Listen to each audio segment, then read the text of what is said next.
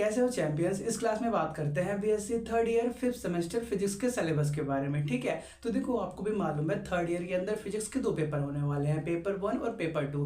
दोनों का सिलेबस अलग अलग होने वाला है, तो दोनों के सिलेबस की हम इस क्लास में बात करने वाले हैं। ठीक है, तो देखो जैसे हम बात करते हैं पहले पेपर के बारे में, तो पहले पेपर का नाम क्या होने वाला है, क्लासिकल एंड स्टैटिकल मैकेनिक्स। ठीक है, जिसके अंदर हमको टोटल 8 यूनिट पढ़ना है। ठीक है, तो हम क्या करते हैं आज ये देख लेते हैं कि कौन कौन से यूनिट हमको पढ़ने हैं।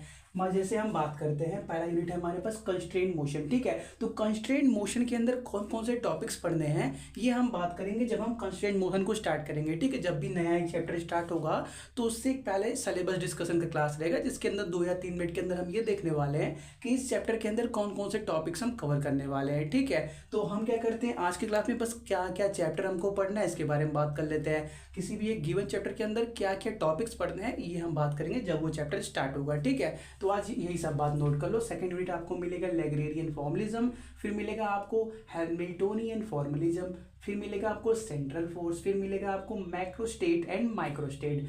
6 यूनिट आपको मिलेगा कॉन्सेप्ट ऑफ असेंबल, फिर मिलेगा आपको डिस्ट्रीब्यूशन। ना देखो ये जितने भी टॉपिक आप देख रहे हो कभी आपने पढ़ा ही नहीं होंगे, या पढ़ा हुआ तो बहुत थोड़ा बहुत, जैसे सेंट्रल फोर्स ये थोड़ा बहुत आपने पढ़ रखा है। जैसे हम मैक्रोस्टेट माइक्रोस्टेट के बारे में बात करें, लैग्रेंज फॉर्मलिज्म के बारे में बात करें, या कंस्ट्रेंट मोशन के बारे में बात करें, तो कंस्ट्रेंट मोशन थोड़ा सा आपने फोर्थ सेमेस्टर के अंदर देखा था, लेकिन कोई भी टॉपिक आपने डिटेल में नहीं पढ़ा हुआ है। ठीक है, तो ऐसा लग रहा होगा कि ये क्या क्या टॉपिक लिखा हुआ है। तो फिजिक्स का यही तो क्या बोलते हैं ब्यूटी है, जो समझ में नहीं आते उसी को समझाना फिजिक्स बोला जाता है ना, तो उसी को हमको समझना है। फिर मिलेगा आपको डिस्ट्रीब्यूशन लॉ, और लास्ट यूनिट आपको मिलेगा application of statistical distribution loss. ठीक है, तो ये हो गया पहले पेपर के बारे में। आप क्या करो इन चैप्टर्स को नोट कर लो। हम बात करते हैं फिजिक्स के सेकंड पेपर के बारे में। ठीक है, कंटिन्यू करते हैं। तो सेकंड पेपर क्या है हमारे पास, क्वांटम मैकेनिक्स एंड स्पेक्ट्रोस्कोपी। क्या ये टॉपिक मतलब ये सिलेबस तो फोर्थ सेमेस्टर केमिस्ट्री का था, वही है क्वांटम मैकेनिक्स एंड स्पेक्ट्रोस्कोपी। लेकिन देखो अगर आप किसी भी चीज़ को केमिस्ट्री के रिस्पेक्ट में देखते हो, जैसे कोई भी ऑब्जेक्ट है उसको आप केमिस्ट्री के रिस्पेक्ट में देख रहे हो तो आप उस ऑब्जेक्ट का रिएक्शन देखोगे।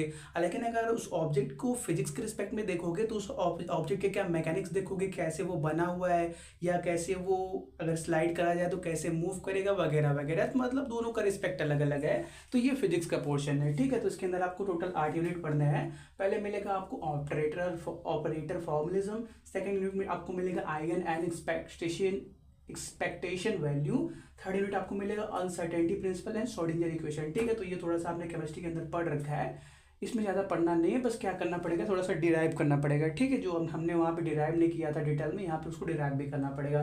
फिर क्या एप्लीकेशन ऑफ श्रोडिंगर इक्वेशन, फिर मिलेगा वेक्टर एटॉमिक मॉडल, फिर मिलेगा spectra of alkali and alkaline element. 7th unit आपको मिलेगा एक्सरेज एंड एक्सरे स्पेक्ट्रा।